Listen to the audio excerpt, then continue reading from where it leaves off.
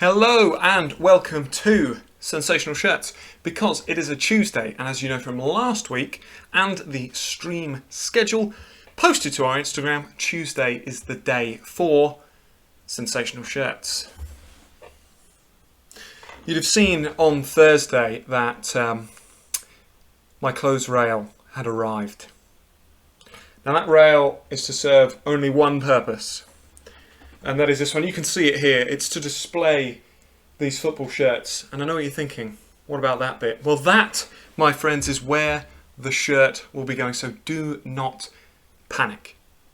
Something else you may have noticed. You are surrounded by green instead of blue. The DNQ that you are used to is now in green. Why? Well, that's because it's Sensational Shirts. Why not give it a different look and feel? And as we broaden out, and there's a few more things that you can expect on the channel, you can expect a few different colour schemes as well, veering from our traditional blue and yellow. Hope you all had a very nice bank holiday weekend for UK viewers. Anyone else? Hope it's just a nice weekend. I don't know what the bank holiday situation is in other countries, I'm afraid. But what I do know is that today is Tuesday, which is a day close to Friday, day close to the next weekend, and the day for Sensational Shirts. So what shirt are we going to be talking about today?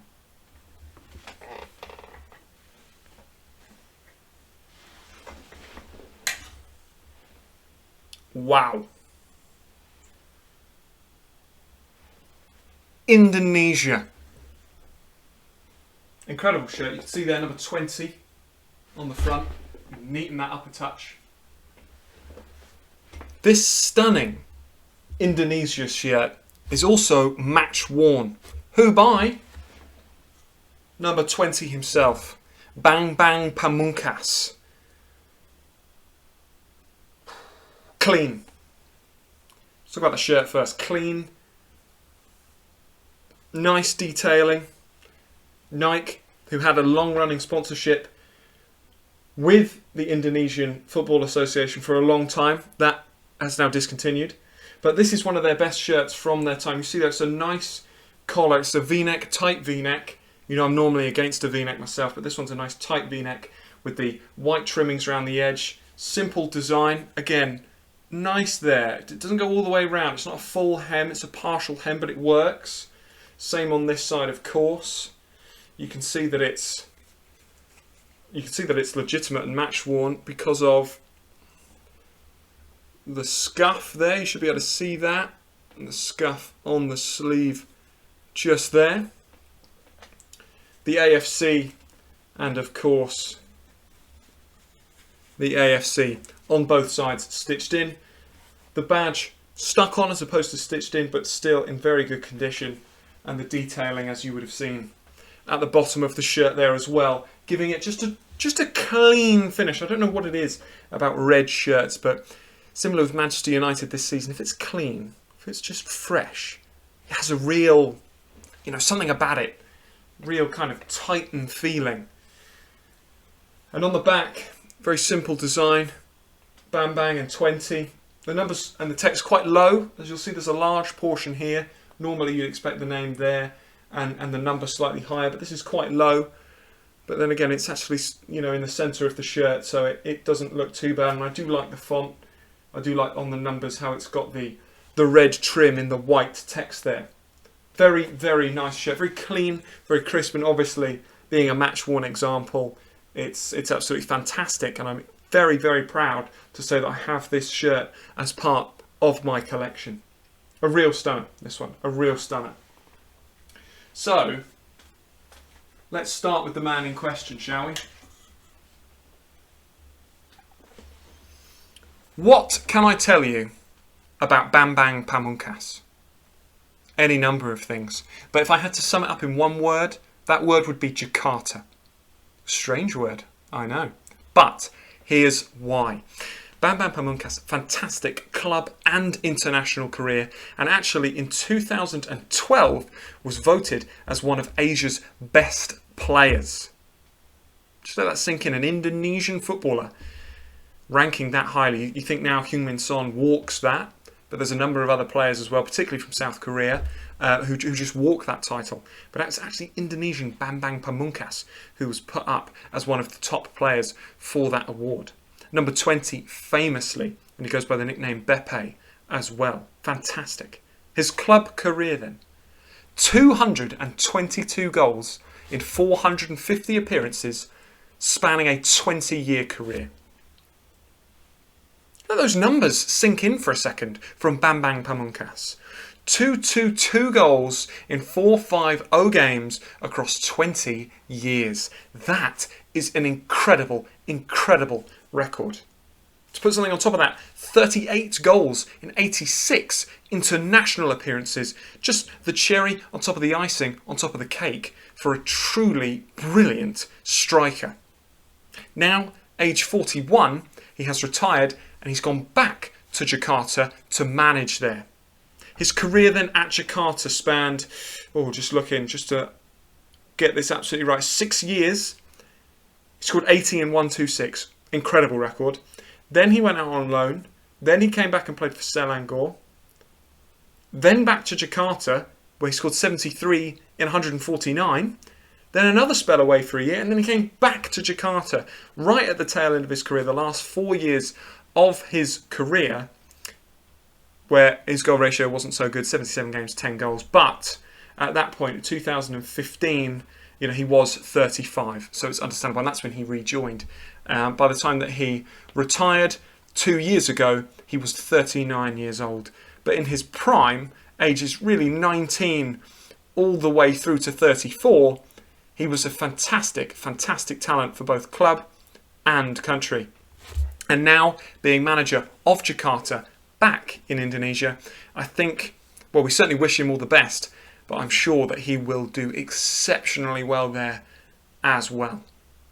That is Bambang Pamungkas, number 20. Very famous and very, very popular Indonesian international footballer. But what about the nation itself then? Indonesia. You probably don't know too much about Indonesia.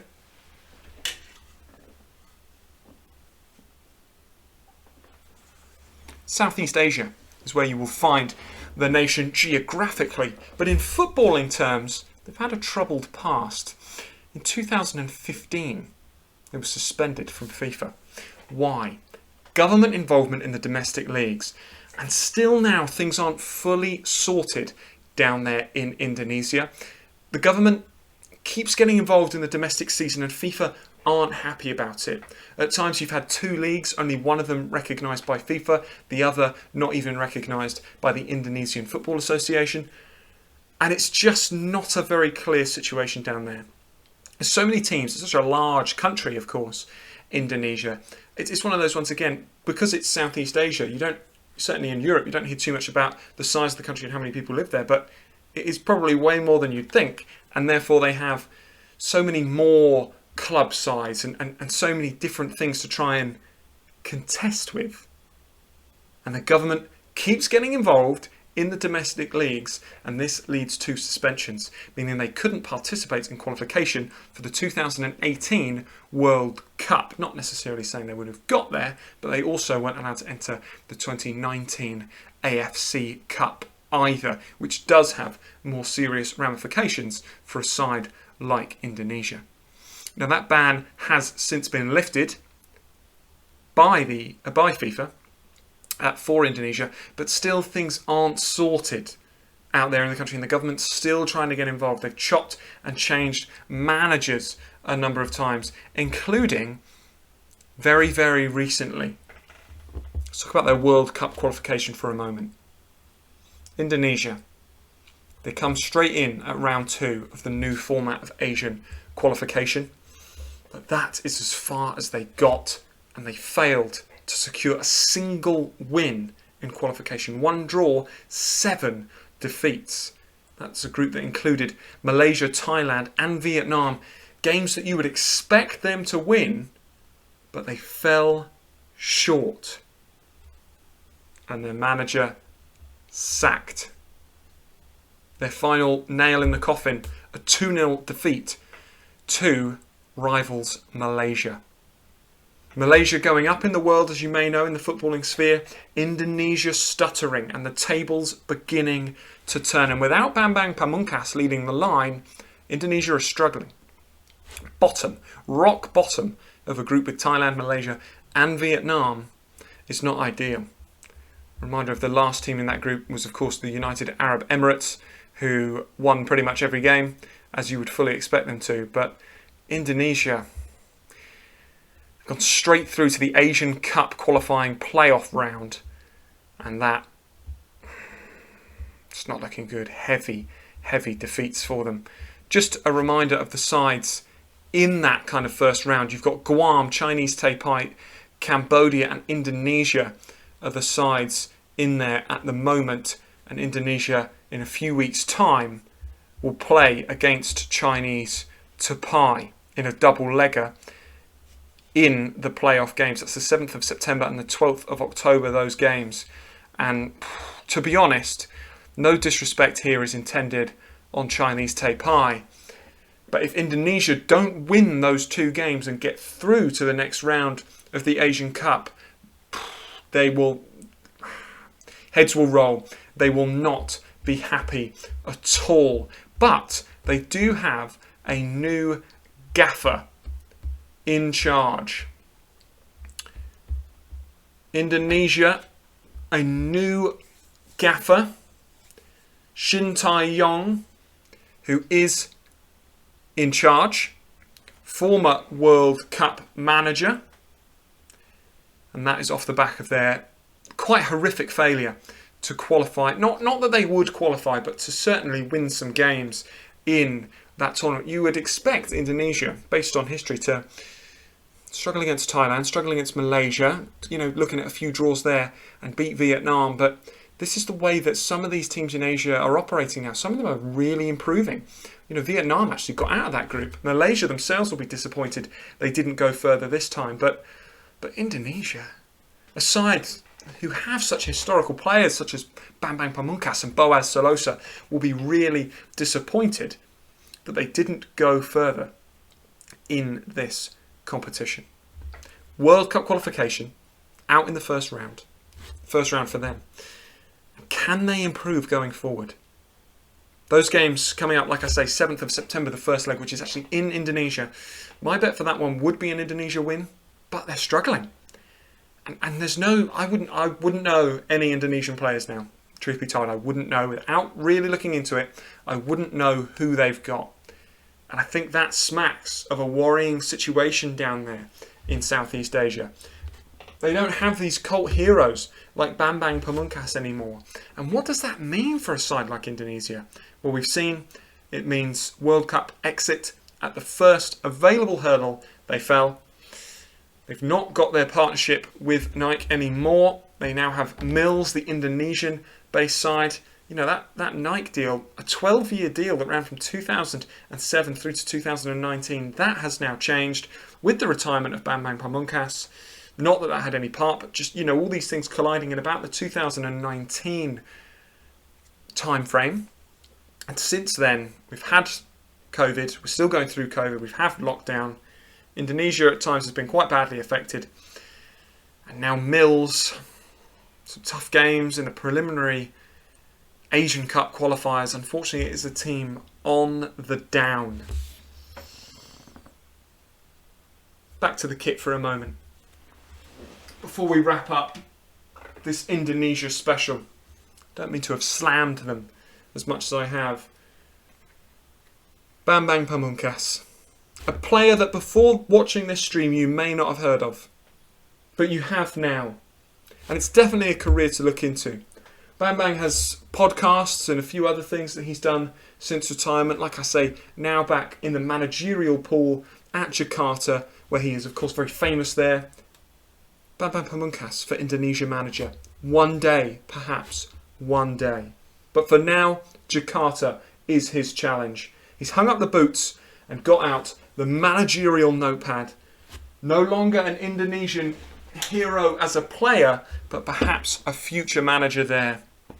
That would be extraordinary. But for now, this shirt goes back on the hanger, gets chucked back into my collection, and we start to wonder what Indonesia will do next. That was Sensational Shirts. Wasn't a long one, as these streams aren't. That's why you tune in, because you know it's 15 minutes of talking random stuff about random football shirts, learning a thing or two, and then you can go away. It quite simply is the perfect amount of time to sit with a cup of tea or a cup of coffee and just enjoy some football chat. And I hope you have enjoyed this special today. It'll be just me again on Thursday for Kettle On, as I will be building up to the next round of World Cup qualifiers from around the world. Probably not going to do UEFA, truth be told, but I will be looking at CONCACAF, I will be looking at Africa, and I'll be looking at Asia, and I'll be running through every fixture and just talking about those teams involved and setting out my predictions. Will those predictions be right? You can find out on Intercontinental Breakfast, which will be brought to you on Saturday morning. I will be going to Lidl and getting myself some pastries. I'll be munching on those pastries whilst we talk about these teams. It's been great to have you with us. I hope that you can join us for Kettle on Thursday, 7:30 p.m. UK time, and for Intercontinental Breakfast, which will be 9:30 Saturday morning. But until then, there's only one thing that's left for me to say, and that is that the Red Whites is a terrible nickname for the country of Indonesia. And that's my final point. Thanks so much for joining today. Of course, if you're watching live, don't forget to subscribe on YouTube, follow on Instagram, Twitch, and Twitter. Need to get a bit more active on Twitter, to be honest, because we don't really do anything on there. But we will do. We will get to it.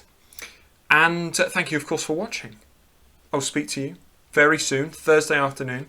I hope you like the new green layout. I hope you like the shirt. Hope you've learnt a thing or two about Bambang Pamungkas.